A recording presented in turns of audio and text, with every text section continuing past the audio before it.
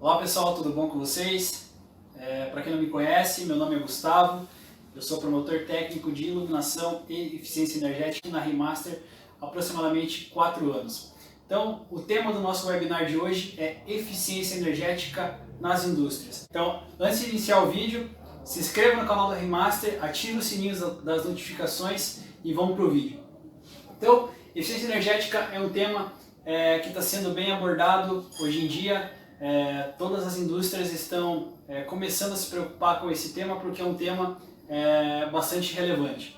Então, como a gente sabe, o crescimento populacional, tanto mundial quanto do Brasil, não para de crescer e a gente não consegue ter um controle disso. E diretamente proporcional a esse crescimento populacional, a demanda por energia também está crescendo. E até o presente momento, a nossa capacidade de geração de energia elétrica está acompanhando essa demanda. Mas vai chegar um período que, se a nossa demanda continuar aumentando, vai acontecer algo que a gente está ouvindo falar, a questão do colapso. Ou seja, a minha capacidade de geração de energia elétrica não vai acompanhar a minha demanda e vai faltar energia elétrica disponível para a gente. Então, o que a gente pode fazer para minimizar esse problema? Então a gente não consegue frear o crescimento populacional, isso é bem difícil de fazer, só que a gente consegue utilizar a energia de uma maneira mais eficiente. Então a gente precisa tomar algumas atitudes eficientes para que a gente não tenha esse problema de um colapso energético tanto no Brasil como no mundo. Então, o que é eficiência energética? Eficiência energética consiste em manter ou até mesmo aumentar os meus níveis de produção, reduzindo o meu consumo de energia elétrica. Por exemplo, digamos que para produzir uma peça X de um produto, eu consuma R$1.000 de energia elétrica. Com atitudes de eficiência energética, para produzir o mesmo produto, eu gaste R$800 ou ainda melhor, com os mesmos R$800 eu produza 2 peças. Isso sim é ser eficiente, isso é eficiência energética.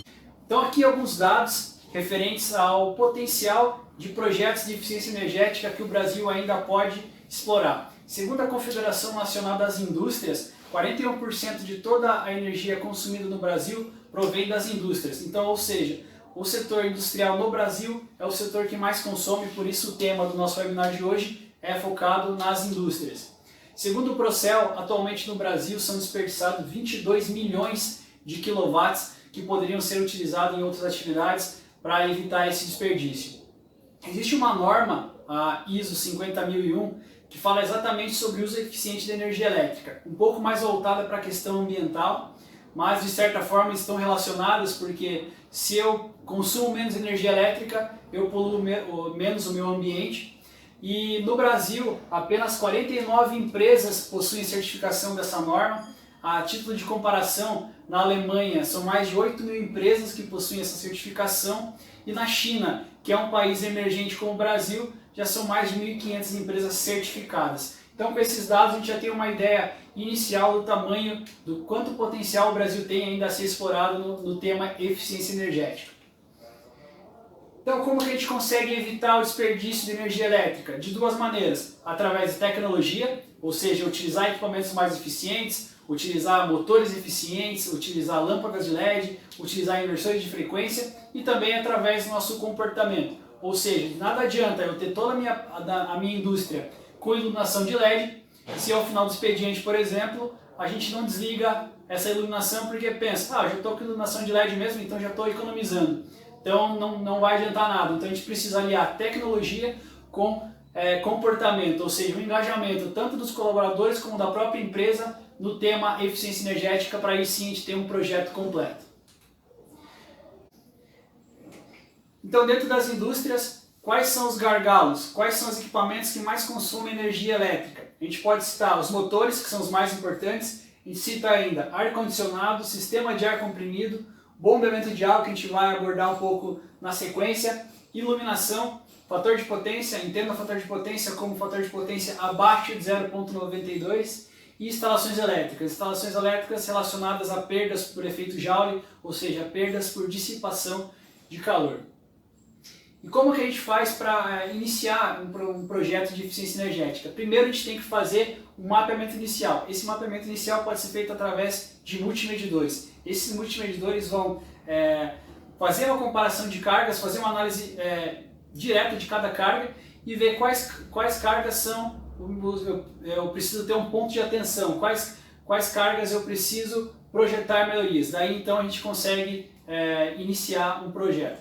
Então no nosso webinar hoje a gente vai primeiro ver como funcionam os multimedidores, como os multimedidores conseguem nos ajudar na identificação de gargalos. A gente vai abordar alguns desses gargalos energéticos e quais possíveis soluções para esses gargalos.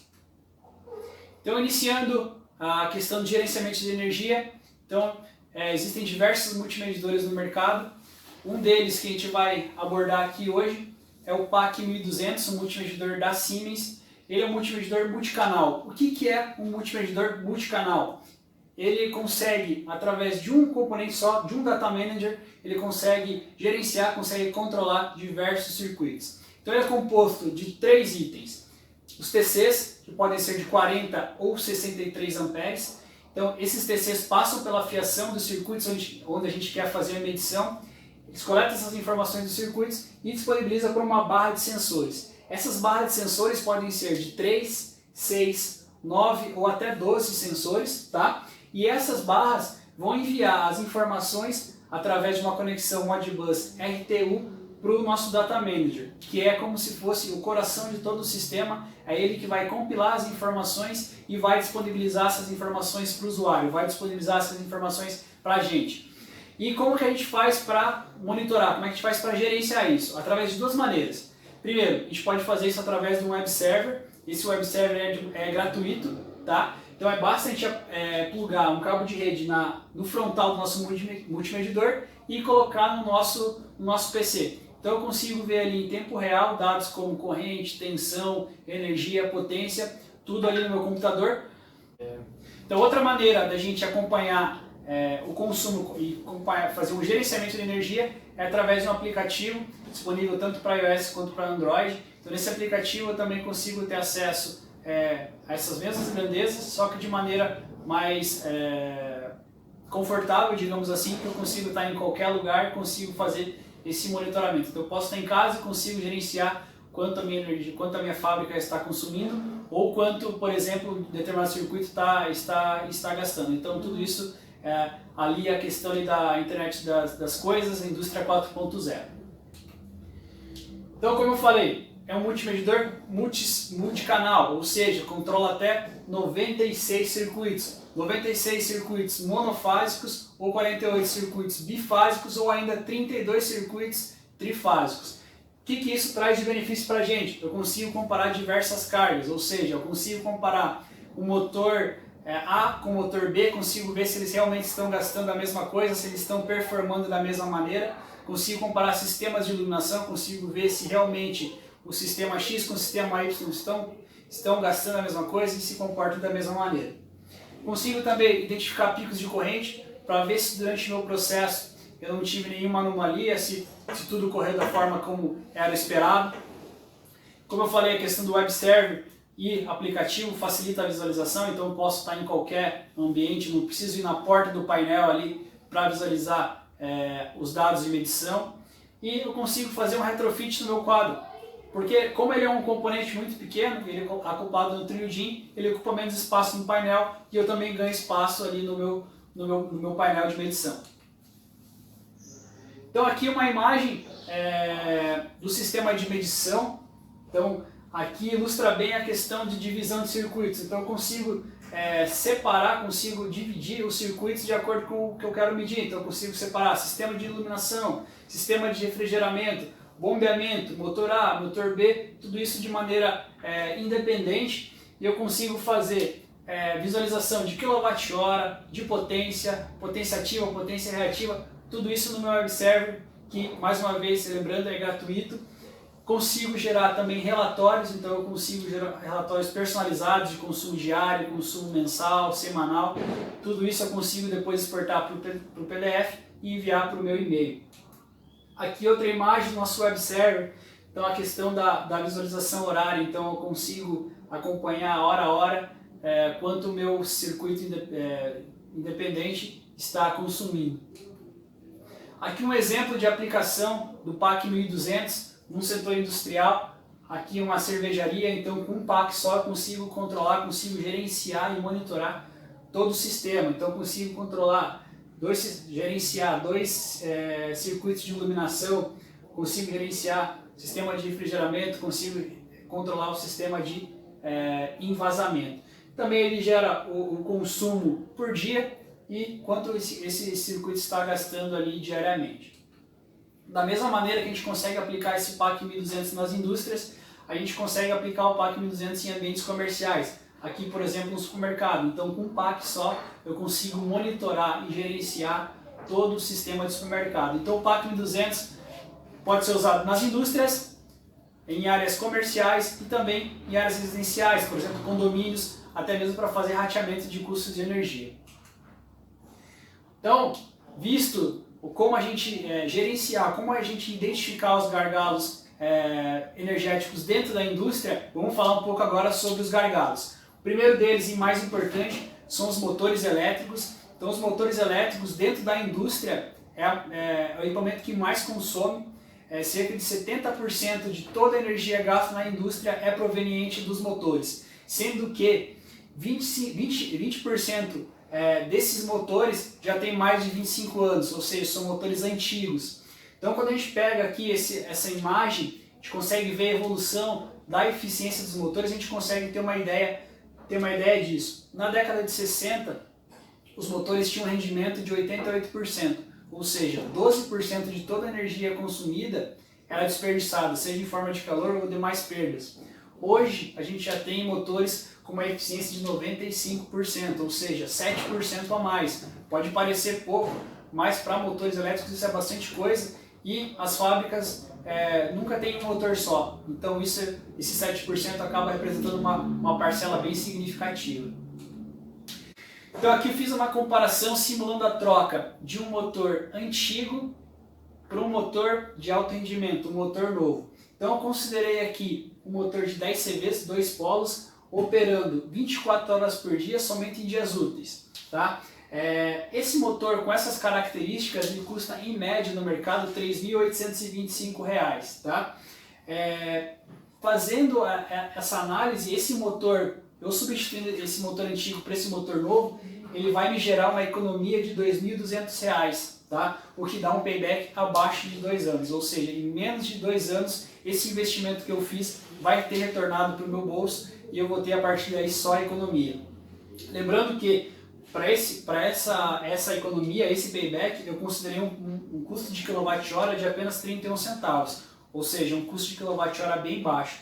Se eu aumento o valor do meu quilowatt-hora, consequentemente eu aumento a minha economia e reduzo o meu payback. Da mesma maneira que se eu aumento a utilização de dias por ano, eu também aumento a minha economia e reduzo o meu payback. Então depende muito da quantidade, do valor de quilowatt-horas que eu estou pagando e da minha utilização diária e mensal. Então além da troca direta de um motor antigo para um motor mais eficiente, existe uma outra forma de eu ser mais eficiente na utilização de motores, que é o redimensionamento dos motores. Então, digamos que eu tenha uma carga que demanda 10 CVs de potência e eu esteja tocando essa carga com um motor de 20 CVs. Então, ou seja, eu estou trabalhando com apenas 50% da curva de fator de carga do motor. Os fabricantes recomendam que eu utilize de 75% a 100% essa curva do fator de carga, ou seja, mais próximo possível dos dados nominais de motor.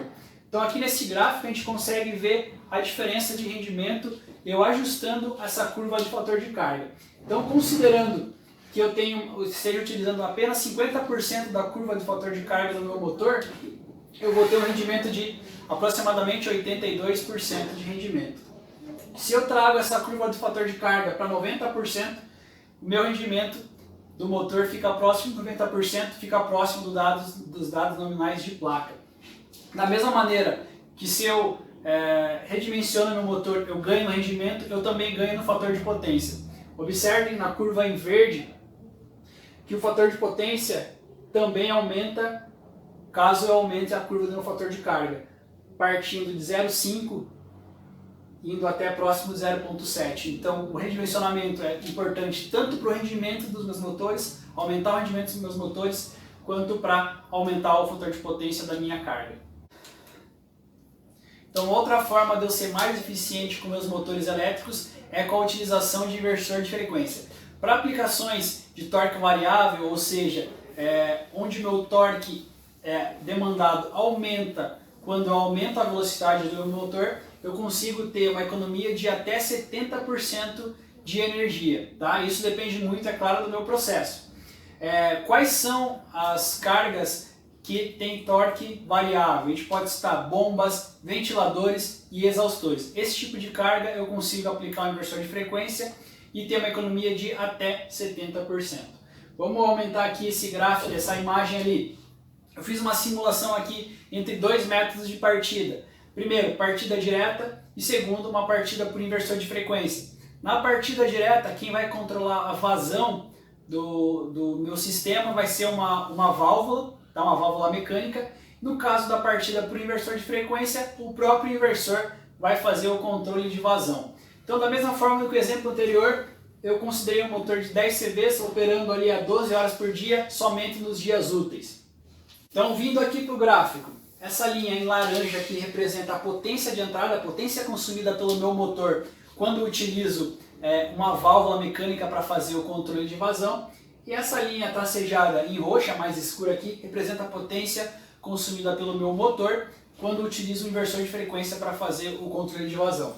A diferença entre essas duas linhas aqui, essa parte pintada em verde, representa o meu percentual de economia que eu vou ter utilizando o inversor de frequência. Então percebam que quanto menor a vazão demandada no meu processo, maior a economia que eu vou ter. Aproximando-se do 100% de vazão, o meu percentual de economia vai ser praticamente nulo. Ou seja, se eu tenho um processo que demande vazão praticamente 100% durante todo o processo, o uso de inversor de frequência no âmbito de eficiência energética praticamente torna-se nulo. Mas se eu tenho um processo que demande vazão mais baixas, o meu uso de inversor de frequência torna-se bastante válido. Tá?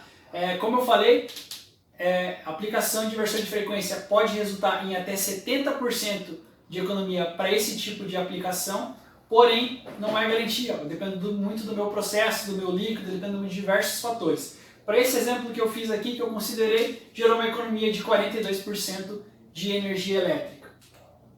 Então aqui a diferença entre a partida direta com utilização de válvulas e a partida com inversor de frequência, sendo ele o controlador de vazão.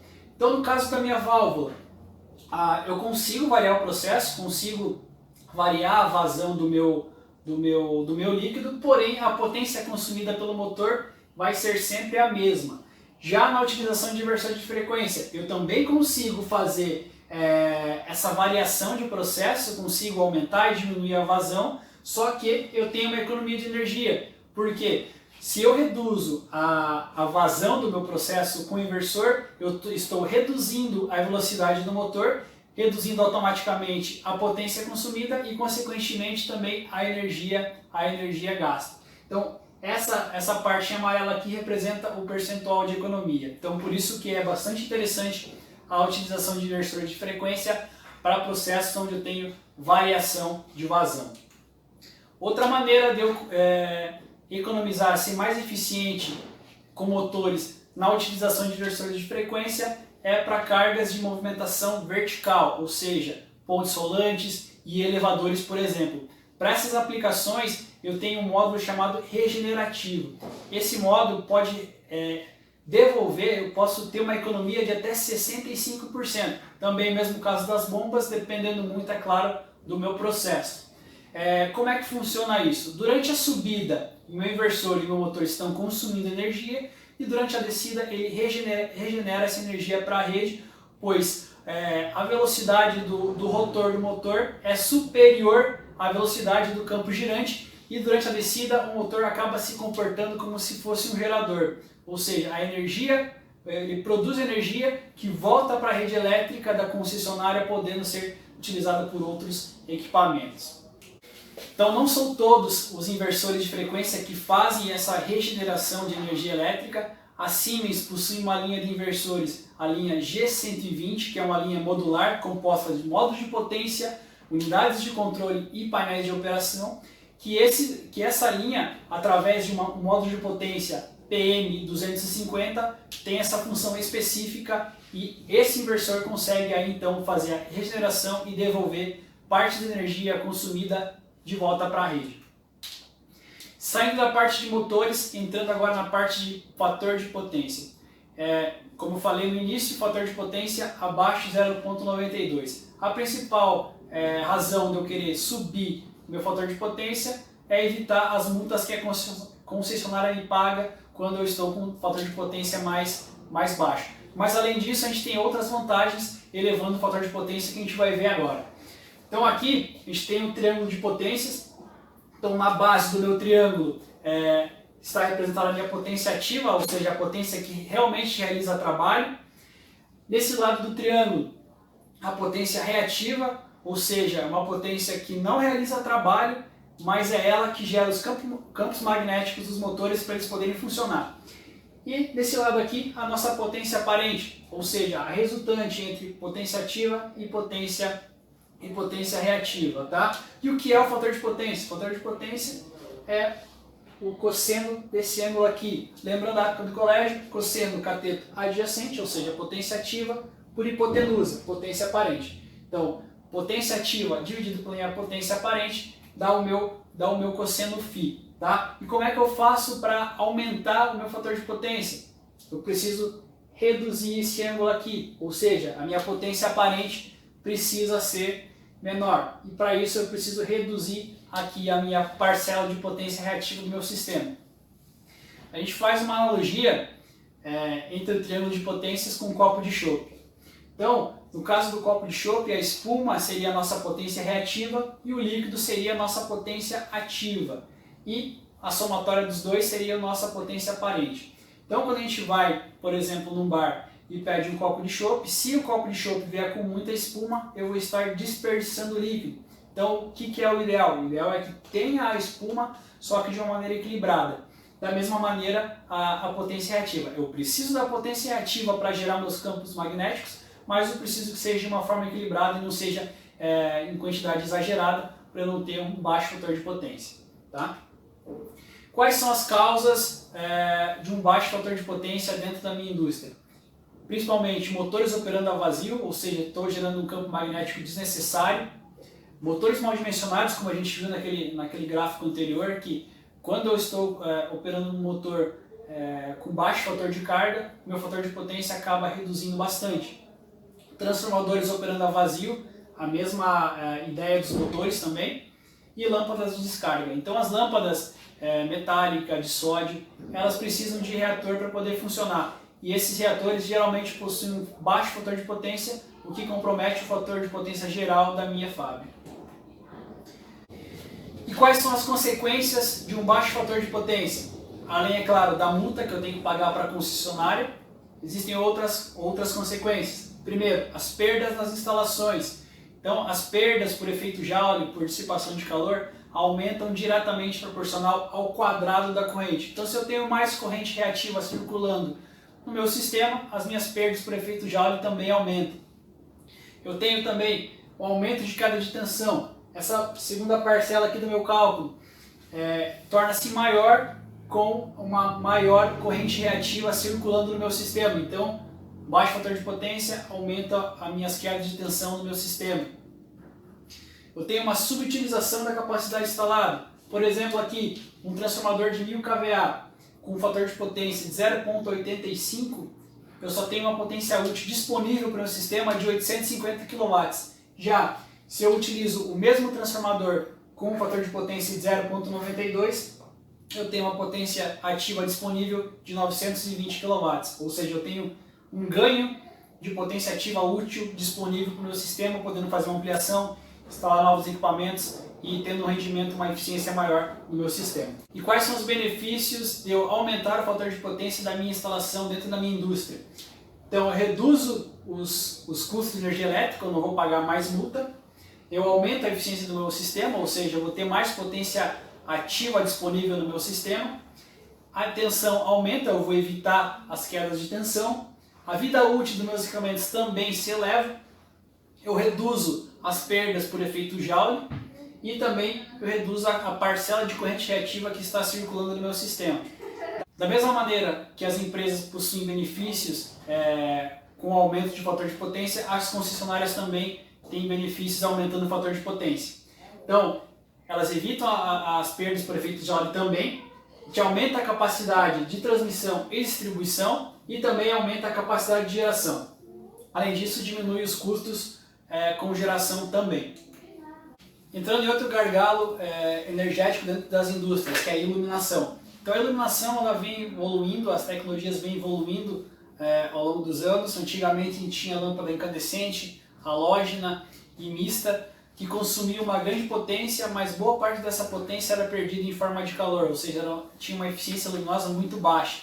Com a evolução dos anos surgiram lâmpadas fluorescentes, T8, lâmpadas fluorescentes T5, e hoje a gente já tem lâmpadas de LED, luminárias de LED, com uma eficiência de até 175 lumens por watt. Então, ou seja, a eficiência do nosso sistema aumentou bastante. Então hoje a gente já tem lâmpadas e luminárias de LED de até 175 lumens por watt, ou seja, uma alta eficiência luminosa. Então aqui uma comparação entre lâmpadas antigas e lâmpadas de LED. Antigamente tínhamos lâmpadas vapor metálico, vapor de sódio de 250 watts. Hoje é possível substituir elas por lâmpadas Philips de 85 watts, que nos dá uma economia de até 60%. E tinha lâmpadas metálicas de 400 watts que podem ser substituídas por lâmpadas da Philips também de 160 watts de potência, ou seja, também a mesma percentual de economia de 60%. As lâmpadas fluorescentes tubulares, boa parte das empresas já está fazendo a substituição por lâmpadas de LED equivalente, sem ter que fazer nenhuma adaptação na sua rede. E a gente tem um caso peculiar, que são as lâmpadas instaladas em poste. Essas lâmpadas torna-se inviável colocar uma lâmpada de LED nela, porque a lâmpada LED vai ficar na horizontal, sendo que as lâmpadas LED foram projetadas para ficar na vertical, porque toda a luz é dissipada para o ambiente. Então, qual é a solução para esse problema? É substituir essas lâmpadas ou por luminárias completas de LED, ou ainda por lâmpadas desse modelo aqui, também da Philips, a True Force Post. Só que ela também acaba tendo um pouco de perda. Então a solução ideal ainda é a substituição do conjunto inteiro de luminária convencional para poste por uma luminária inteira de LED. Então, muita gente acaba perguntando, acaba questionando, como uma lâmpada metálica de 400 watts é equivalente a uma lâmpada de LED de 160? Se a gente comparar só os números, a gente vai ver que acaba não sendo, mas tem uma explicação para isso. A lâmpada de LED tem um fluxo luminoso de 20 mil lumens e uma metálica 32 mil lumens, então os números não batem. Só que, como a gente pode ver nas setas, a lâmpada metálica emite luz para todos os lados, então para cima, para a esquerda, para a direita. Então muito dessa luz é perdida no próprio ambiente, na própria ótica, então a gente chama isso de perdas óticas. Então a gente considera uma perda de aproximadamente 30%, no mínimo 30%, sendo bem generoso, uma perda de 30%, que nos dá a equivalência de LED de 20%, de 20 mil lumens, sendo que essa lâmpada de LED ela vai direcionar toda a luz para o ambiente, não vai ter perda nenhuma, ao contrário do sistema antigo, por isso que nos dá essa economia de 60%. Eu fiz aqui um comparativo econômico entre três tecnologias: a lâmpada mista de 500 watts, uma lâmpada de sódio de 150 e uma lâmpada de LED de 80 watts. Então as três são equivalentes do ponto de vista luminoso. Então, instalando cada uma delas, eu vou ter o mesmo resultado no meu ambiente. Tá? Uma lâmpada mista hoje, eu fiz essa simulação considerando 24 horas ligado por dia, 30 dias no mês. Essa lâmpada mista hoje no mercado está custando em média R$50. Uma lâmpada de sódio já com reator em média 140 e a lâmpada de LED de 80 watts em média R$330. Então, ou seja, se você olhar só o número, você vai pensar, pô, o LED é muito caro, não vou comprar. Só que a gente vai ver aqui que o LED se paga em pouco tempo. No caso, a comparação entre mista e LED nos dá uma economia mensal de R$ 241, considerando o valor de quilowatt-hora de 0,79 centavos, que é o que hoje a Copel está cobrando de valor de quilowatt-hora. O que nos gera essa economia? Um payback de um mês, ou seja, em um mês esse meu investimento vai estar pago e daí para frente eu vou ter só economia. Para o caso da comparação entre sódio e LED, nos gera uma economia de R$ 40 por mês, dando um payback final de 5 meses. Então é um payback bem baixo quando a gente fala de projetos de eficiência energética. Então a gente não pode só analisar o custo inicial, a gente tem que analisar um período para frente para ver em quanto tempo o sistema de LED vai se pagar. Existe uma luminária da Philips que nos dá ainda mais eficiência no meu sistema, que é a luminária da Philips Solar, tá? Para ser instalada em postes. Não precisa de conexão elétrica nenhuma, então basta eu colocar essa luminária no meu poste que ela vai funcionar. Então durante o dia a luminária vai carregar, o painel fotovoltaico que fica na parte superior da luminária vai carregar e durante a noite automaticamente ele vai ligar. E como é que funciona durante a noite? Se ele não detectar a presença de nenhuma pessoa, a intensidade luminosa da luminária vai ficar em 30% e detectando a presença de alguma pessoa fica em 100%. Por que funciona dessa forma? Justamente para economizar energia. Dessa maneira, com essa utilização de 30% sem pessoas e 100% com a detecção de pessoas, a bateria da minha luminária pode durar até 24 horas, ou seja, pode durar até 2 noites. Se ela ficar ligada 100% direto, ela vai durar apenas 12 horas. Tá? Então é por isso que tem essa variação, essa dimerização de 30% a 100%. Tá? Então aqui tem um vídeo que explica um pouco o funcionamento dessa questão de 30% de intensidade luminosa e 100% de intensidade luminosa. Então aqui a gente consegue ver, quando as pessoas passam, a luminária fica em 100%, passando o tempo, sem mais detecção de pessoas, a luminária volta para os 30% para gerar aí uma economia de energia, para a bateria poder durar aí os 2 dias.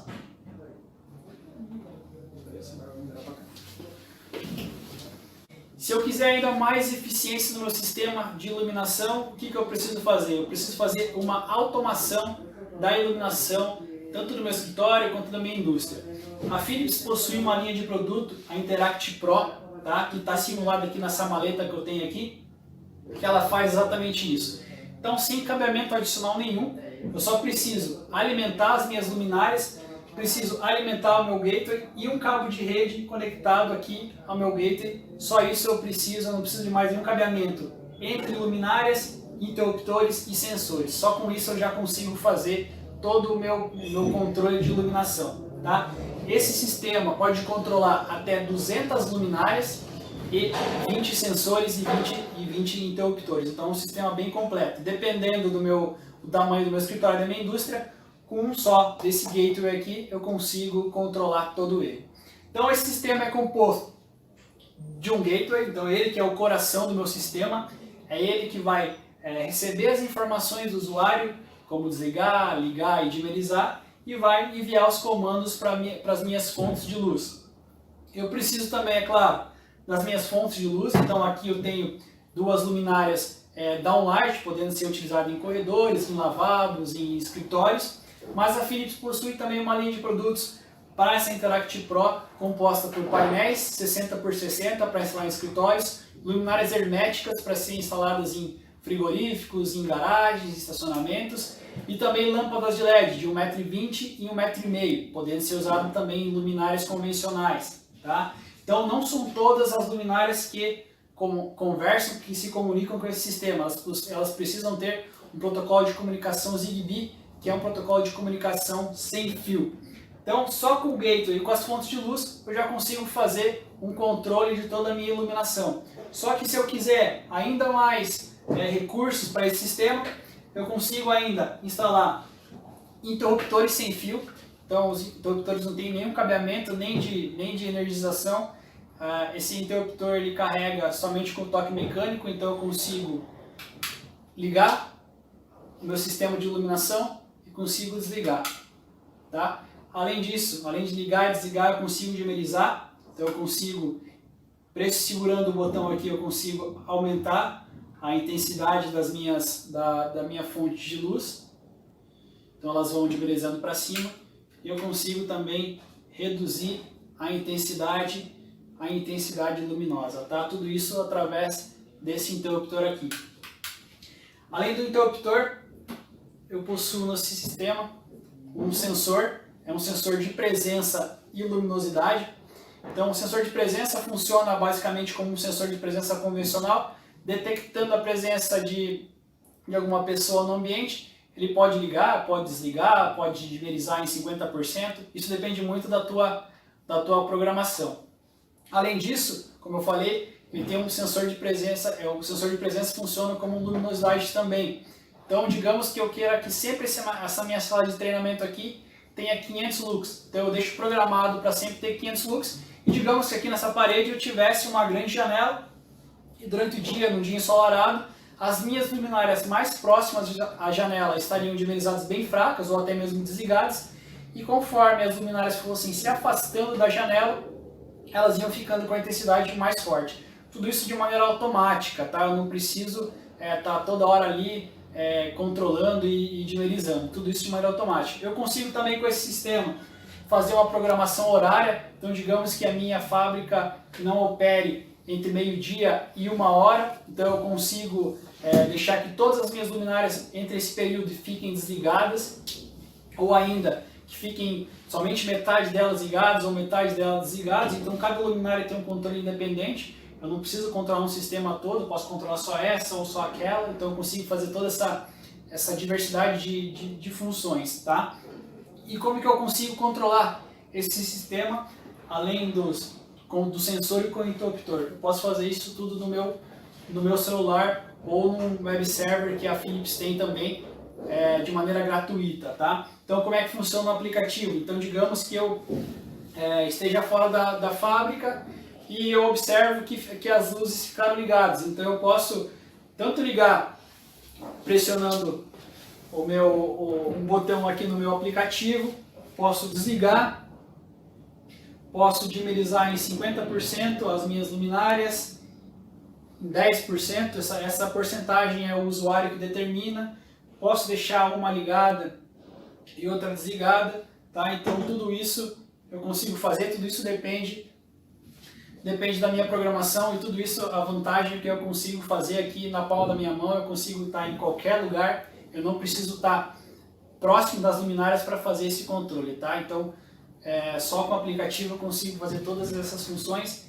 Além do aplicativo, como eu falei, eu consigo também fazer isso via web server da Philips. Então era isso, pessoal, espero que vocês tenham gostado desse webinar. Fica aqui o meu contato, o meu telefone, o meu e-mail. Qualquer dúvida, entre em contato com a Remaster. A gente tem uma equipe de promotoria especializada, a gente tem vendedores capacitados. Então não deixem de nos procurar e vem para a Remaster.